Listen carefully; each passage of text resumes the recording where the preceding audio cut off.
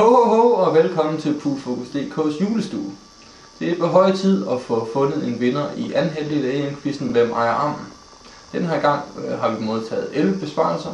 6 havde 5 rigtige, 4 havde 4 rigtige og 1 havde 2 rigtige. Og da reglen var, at man skulle have mindst 3 rigtige for at være med i lodtrækningen, er det altså 10 navne, vi trækker med. Som sidst er præmien et gavekort på 1000 kroner til Jim Sommer Billiard Company. Men lad os se at få navnene ned i Margrethe-skålen. Henrik Asperup har svaret rigtigt. Det har Claus Hårgaard Petersen også.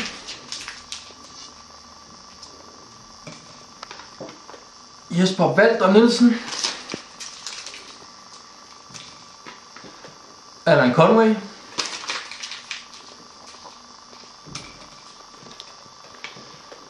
Birgitte Jensen.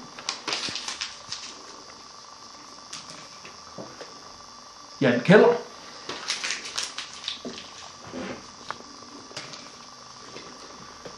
Julian Legen.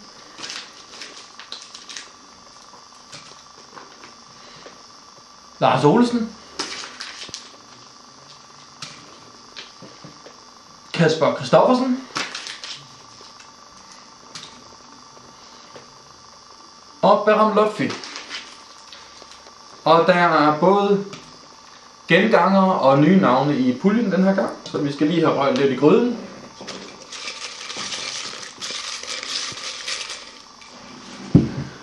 Og så gemmer jeg mig bag skægget her og roder rundt.